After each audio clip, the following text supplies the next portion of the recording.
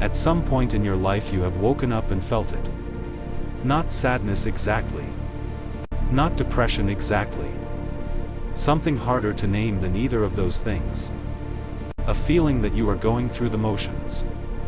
That the life you are living looks fine from the outside but feels hollow from the inside. That somewhere between who you were and who you became something essential got lost and you are not even sure when it happened or where it went. You are not broken. You are not weak.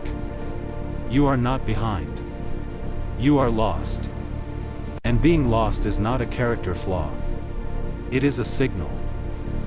A message from somewhere deep inside you that the life you are living on the surface has drifted too far from the truth of who you actually are underneath it. Carl Jung spent his entire life studying this feeling. He believed it was one of the most common and most important experiences a human being could have. Not because it felt good, it does not, but because of what it is pointing toward. He believed that feeling lost is not the problem. It is the beginning of the solution. And today we are going to walk through exactly what he meant. What causes the feeling of being lost? What it is trying to tell you. And the specific path Jung laid out for finding your way back, not to who you used to be, but to who you were always meant to become. Stay with me. This one is going to go somewhere real. Why you feel lost in the first place. Before we talk about the path forward, we need to talk honestly about why this happens. Because most people misdiagnose the feeling of being lost, and when you misdiagnose something you treat the wrong thing. The most common explanation people give themselves is external. I feel lost because of my job. Because of my relationship. Because of where I live. Because of what I have or have not achieved. And so they change the job, change the relationship, move to a new city and find that the feeling followed them. Because the feeling was never about the outside to begin with. Jung had a different diagnosis entirely. He believed that the feeling of being lost is almost always the result of one specific thing living too far from your own center. What he meant by center was not a physical place or even a specific set of circumstances. He meant the deep, authentic core of who you are. Your real values. Your genuine desires. Your actual nature. The self that exists underneath all the adaptation and performance and people-pleasing you have done to survive in the world. Jung believed that every human being is born with a true nature. A genuine self. And from a very young age life begins to ask us to compromise that self. To be quieter. To be more agreeable. To want the right things. To feel the right feelings. To become the version of ourselves that fits the mold the world has prepared for us. And so we do. Because we are social creatures and belonging matters, and the cost of being too different feels too high. But the true self does not disappear just because it has been suppressed. It goes underground. It waits. And it sends signals. The feeling of being lost is one of those signals. It is your true self knocking on the door of your conscious life, saying the direction you are going is not the right one. Something needs to change. Not out there. In here. The role of the persona in getting lost. Jung identified a specific psychological mechanism that is responsible for more cases of feeling lost than almost anything else. He called it the persona. The persona is the mask you wear in public. The version of yourself you have constructed over years to meet the expectations of your family, your culture, your profession, and your social environment. It is not entirely false, it contains real parts of you. But it is curated. Edited. Shaped by what gets rewarded and what gets punished. The persona is necessary. Every functioning human being needs one. You cannot navigate social reality without adapting your behavior to different contexts. That is not dishonesty. That is intelligence.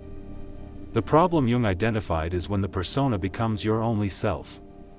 When you wear the mask so long and so consistently that you forget there is a face underneath it.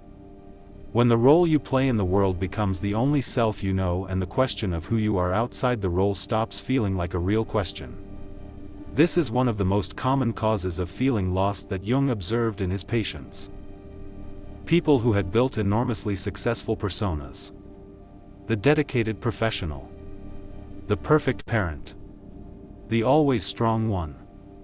The one who never complains. The one who always has it together.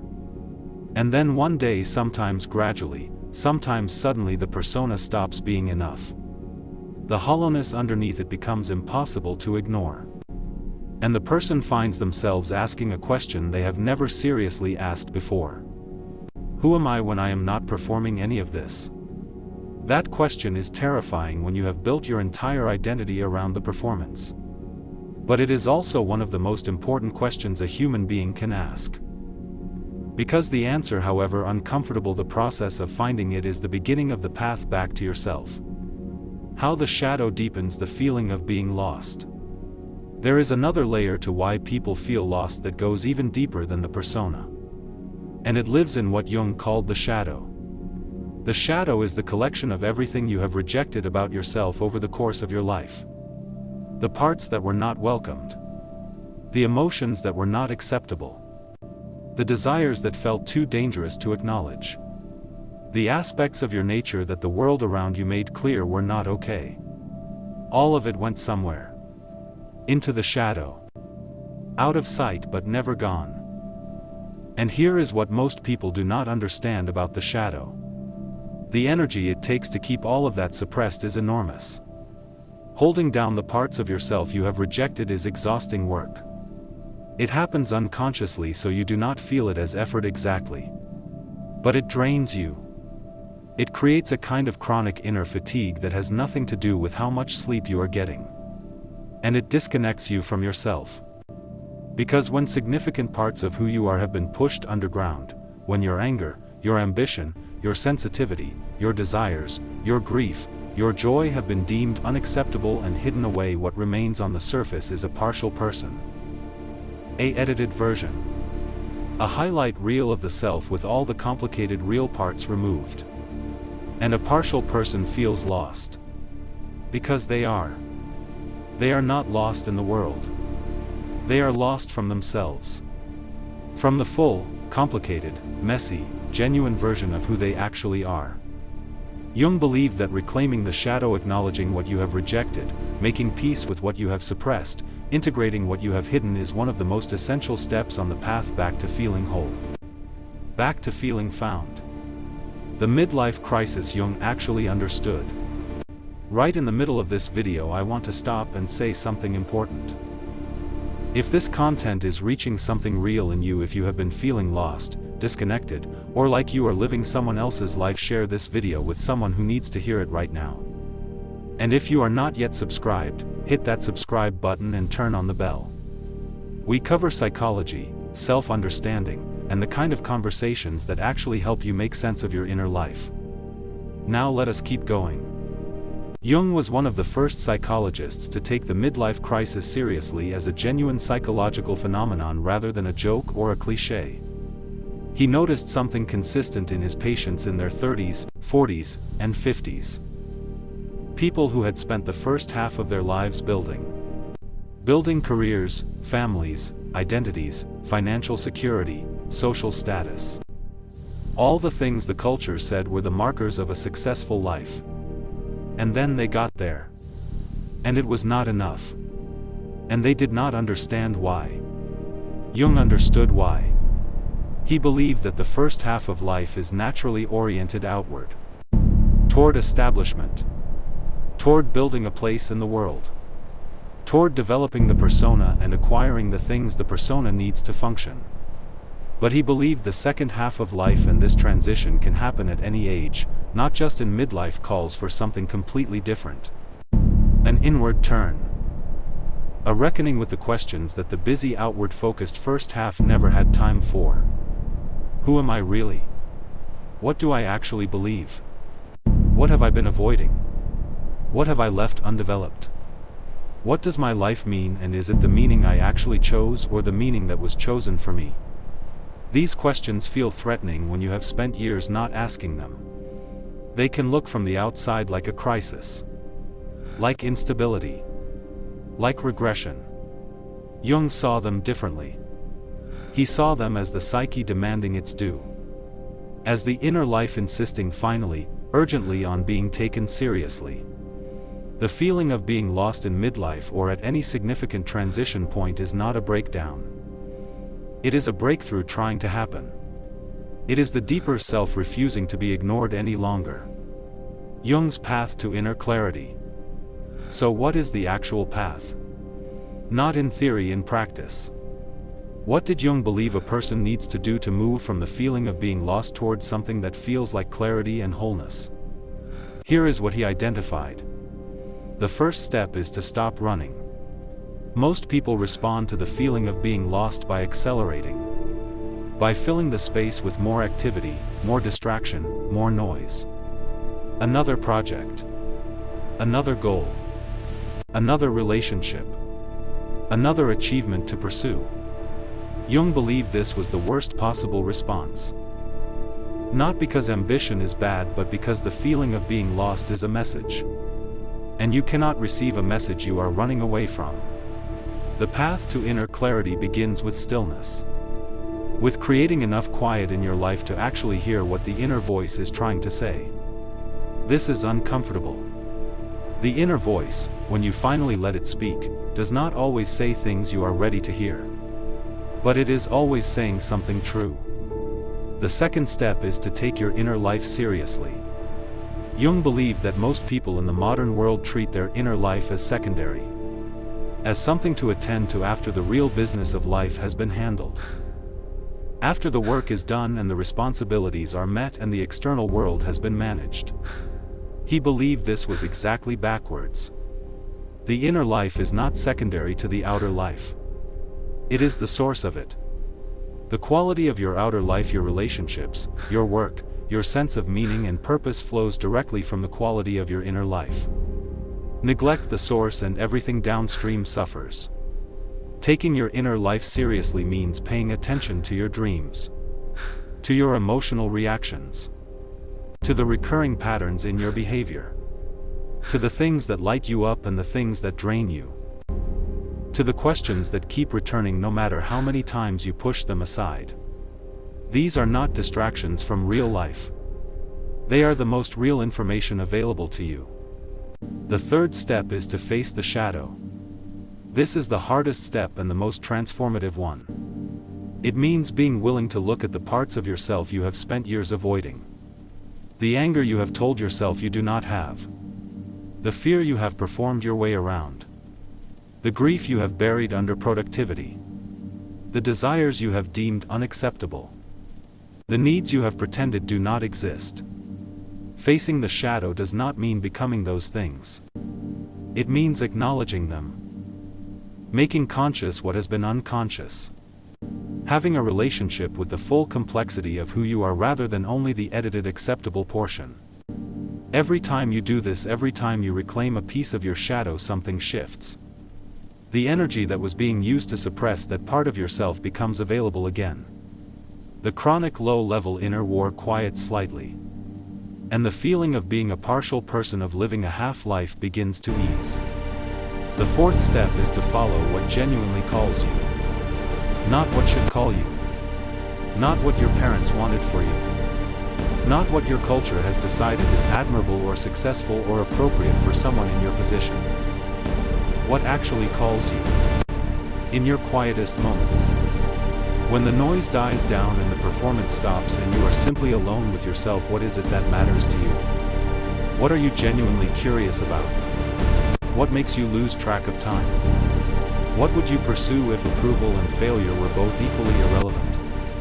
Jung called this following the self. Moving toward the things that feel genuinely alive rather than the things that feel merely acceptable. And he believed this was not a luxury or an indulgence.